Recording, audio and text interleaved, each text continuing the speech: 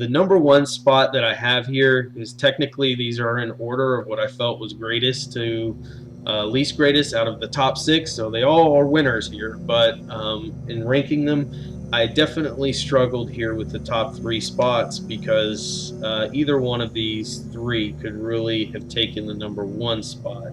But I ended up giving it to Games Radar.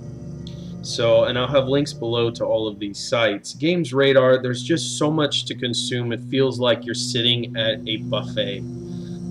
There's movies, TV, iOS, Android, everything entertainment is covered here. Then you click on the review section and you've got all this variety of well-written articles like Leon Hurley's review of The Witness on iOS. They've got videos, they've got pictures, they cover all the basis for my criteria. My only knock, and I don't even know if it's a knock, is really the homepage is kind of busy. And at first glance, there's such a mixture of content, you really don't get the feeling you're on a gaming review site. But once you click on the review sections, you find the writing bliss, like Justin Tao's review on Firewatch.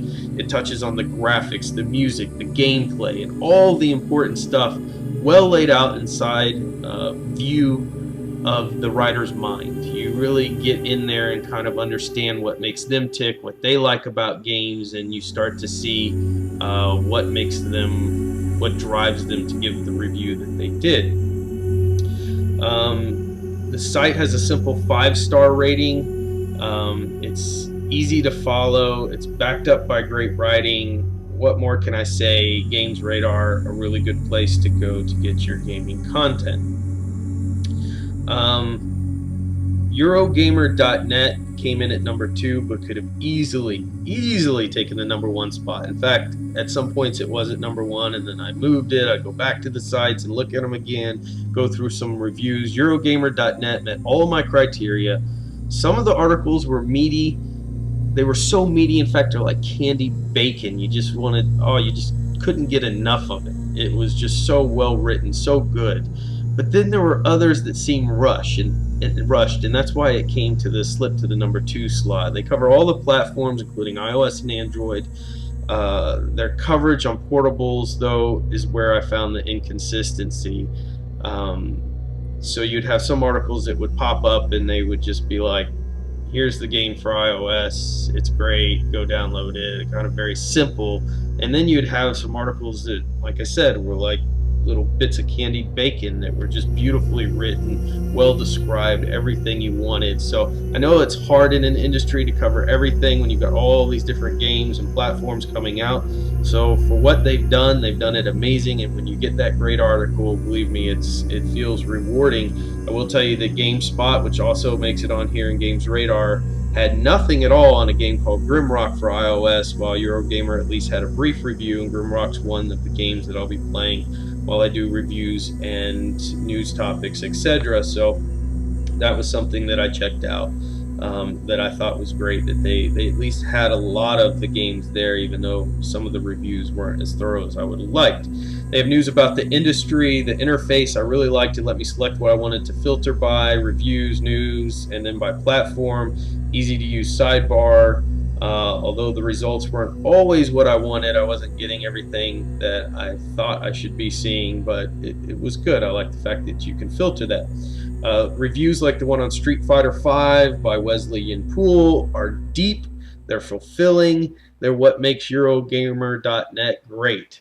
It tells you why the gamer felt the way they did, not just it was good or it's bad, but when they do get into the reviews, you really get the substance of the game. There's no apparent visual rating system, which I also liked. It felt very refreshing that I didn't have all these stars and numbers that kind of gave me a preconception of what the game is, although they do have a recommended gaming section, so if you're looking for something new to play, it's right there. If you want to know why Eurogamer is great, just read Nathan Didham's review on Dying Light, and you'll see why it's really one of the best review sites out there. It will remain something that I keep bookmarked. I didn't know about it before doing this, but I absolutely fell in love. Number 3, we got GameSpot. I unexpectedly found myself wrapped up in GameSpot pretty quickly. The article by Mike Mahardy on Zelda was beautifully written with nostalgia and artistry. The articles that I found seemed full, like a well-grilled steak with a little bit of prairie dust spicing on top. Not too much, not too little. There's good industry news information, right amount of pictures. Alexa Ray Korea writes a beautiful piece on Fire Emblem. GameSpot makes you kind of feel like you're part of the industry because there's so much there to consume. It's definitely one of the top game sites out there. The one thing that they missed, and the reason why it kind of came in number 3, was the iOS and Android wasn't there at all. But I'll give it a pass because they at least did cover 3DS and Vita.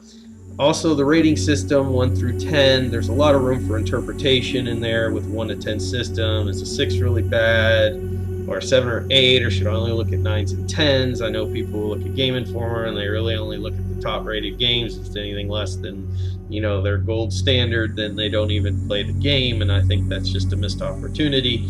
But overall, a great place GameSpot is, with some really talented writers out there to call home for gaming. Definitely something worth checking out.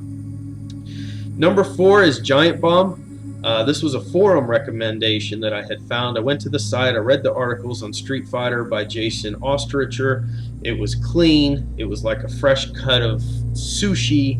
It had everything I wanted to know quickly, not a lot of fluff. The layout of the site was inviting. You had a nice section for news, reviews, laid out and navigatable. Not as nice as Eurogamer or GameSpot, but acceptable. They have other content like podcasts that you can devour. I'll spend some more time at Giant Bomb, definitely looking at everything that they have to offer. They lacked in iOS and Android gaming, though. Not a clear way to navigate the platform you're most interested in. However, if podcasts are your thing, this might be a great place to hang out. They use a clean 5-star rating system. It's pretty easy to interpret. Number 5, I debated about putting this on here, but hey, it ended up as Metacritic. While they don't have your traditional style articles, they have so many opinions and critic reviews, it almost supplements the fact that they may not have their own writers, or at least I didn't see them as plainly. Maybe their critics are other writers. But we all know Metacritic, right? They cover all types of games, platforms, and they do movies and everything else as well. They have a great, intriguing scoring system which weights the critics against the reviewers. Kind of gives you a mix. They've got videos, release dates, all the relevant gaming info. They have a 1 to 100 scale. Talk about room for interpretation. But then again, Metacritic is known for their rating system. That's kind of what they are in a package. So lots of room for interpretation with varying opinions, but Metacritic holds its own for what it is. It makes no apologies about it. It's a great resource. Other sites even use Metacritic ratings within their rating formulas. So I think it's great to see some varying opinions, and there's certainly some critics who write some very well written articles or information in there. Not as much substance as the other sites I covered, but it's Metacritic. You got to have Metacritic on your bookmark. Last but not least, I'm going to talk about IGN. IGN, it's mainstream. It's IGN. We kind of all grew up with it, know about it. It's like meatloaf. Sometimes you crave it. Lots of videos, lots of information, deeply within all of the crevices that you can go with IGN. Doesn't have a lot of great articles, but they do cover a large variety of games. There's industry news there. Some of the articles tend to be bland but readable. They didn't cover iOS and Android, at least where I could easily find them. It's a good site if your ADD is kicking in, you want to get some quick information on some top news, probably faster refreshes than maybe some of the other sites out there. They have a scale from 1 to 10 like GameSpot. It's an industry titan. It gives you a lot of information about different things, but you're not necessarily going to leave feeling fulfilled or feeling like you're part of a community when you're there. It's just the big corporate conglomerate. With that said, it's a good place to bookmark and visit periodically. So that's it. That's my top 6. Games Radar, Eurogamer.net, GameSpot, Giant Bomb, Metacritic, and IGN. Go check them out. Leave your comments below. Let me know what you think. I'm very interested to know your opinions and if there are some other sites I need to check out. Until next time, get in there, try to break something.